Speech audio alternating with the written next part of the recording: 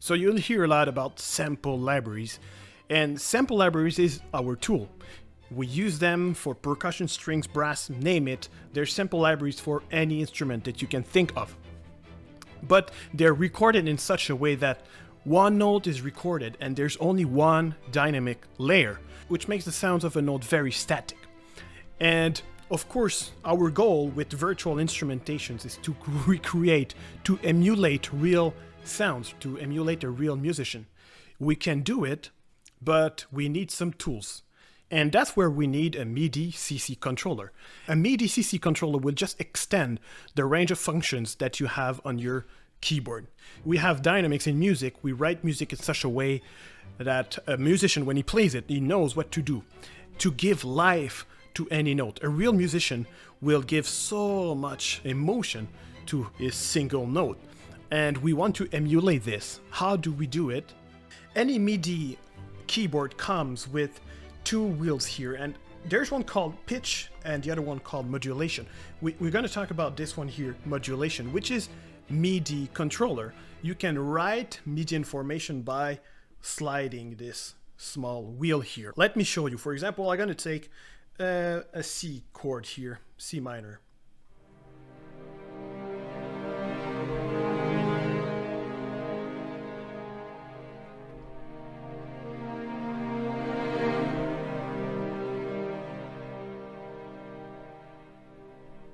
So you hear, you can play with the dynamics of a sample, right? We're in piano here, and we go up to forte.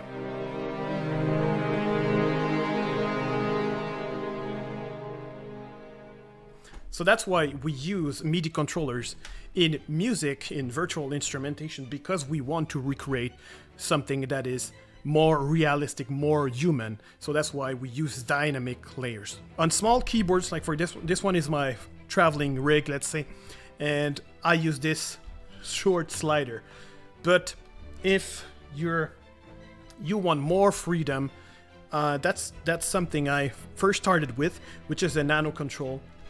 And what I like about this one is that you have a series of sliders, right? You can control many things at the same time when you play. You could create more realistic mock-ups or realistic sounds just because you have more options. There's two ways of doing things, right? We'll see it later, but you can either record your chords and then work on the dynamics, re-record them after. At first, maybe you want to start writing some chords and then maybe writing the dynamics later.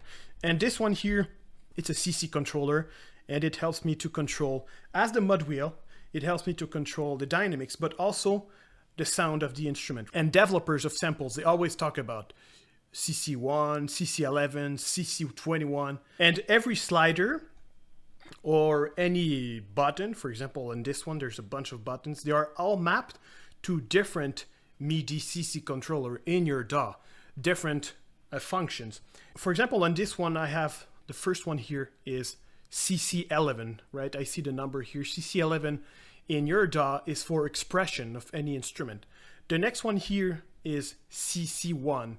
It's the modulation, exactly as on my keyboard here, the mod wheel. On this one here is the 21, which is in most strings library, sample libraries, it's the Midi CC for vibrato. So those are the most used, 2, 3.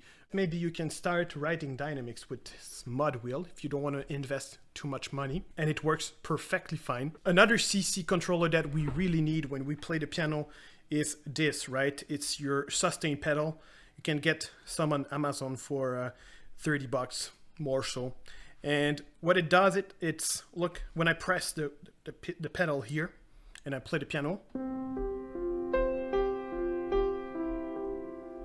right? I have this beautiful lush sound, reverb. This is the sustain pedal. If I don't push it, my piano sounds more dry, right? More damped. So this is also a Midi controller, and this one has number 64 in your DAW. Number CC64 is your sustain pedal.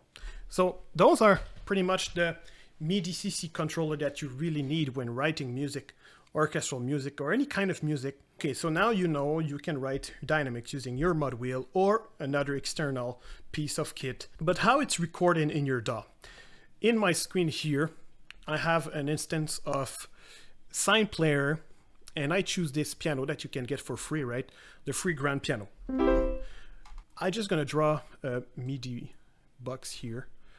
Double click or W to enter the window. And here I am in my piano roll. When you're in your piano roll, you have this piano, of course, on the left side, but down there, as you might see here, I have sustain, modulation, expression, and velocity. So when you record, the information is also stored in those places. Let me show you.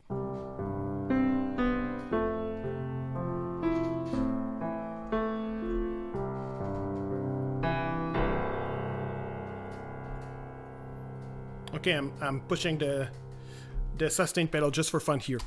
So you can see all the CC information for the sustain is recorded here. When I push the pedal, this is the information. When I lift, it's recorded. So it makes the performance realistic. At the end here, I just played with it just for fun, but it shows you when it's up, it means the sustain pedal is here. And when it's down, nothing is happening. And you can, of course, edit this, right? With your pencil. Remember, you can use your pencil number 8, right? And you can draw the sustain, right? If you would, you could draw it as this. I'm messing around with this. Now, let's say I want to record some modulation on a piano. There's not that much modulation, but let's see with some strings. So double to get out of here. And here I am with an instance of Sine Player and Helix, right? This is a free ensemble. This is how it sounds. Let's write some strings now, and I'll be using this CC controller and my keyboard at the same time. And what I want to do is to recreate, right? Remember, we use the CC controller to recreate realistic sounds, right? To put some emotions or nuance in your playing. So I'll be using some basic chords here.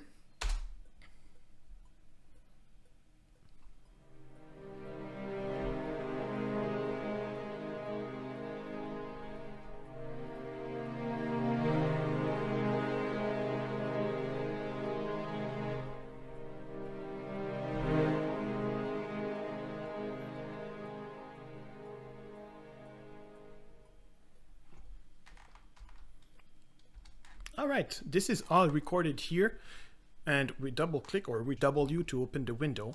And as you see, the MIDI information is recorded here. We have the modulation, CC1, and also the expression recorded here because I've been using the two at the same time. And all is recorded in your DAW now.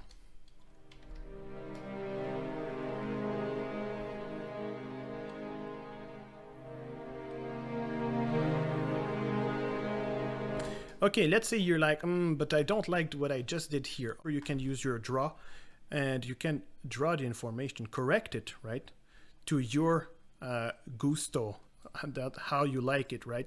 So you can just reshape it. So of course you could do this for every line and draw it, but it's an option, right? You can draw it or correct some parts, right? Someone, for example, this one is it will not sound human. So I'm just going to correct it by drawing my modulation or my expression CC information. All right, this is the end of the lesson about MIDI CC controller. Remember that we use the CC controller to create more realistic, more human-like sounds. And don't invest too much at first, right? Maybe you can work with your mod wheel here, or maybe you want to invest with this short piece. It's up to you, right? Explore what you have, the tools that you have. And if you have any question, feel free to ask. Thank you.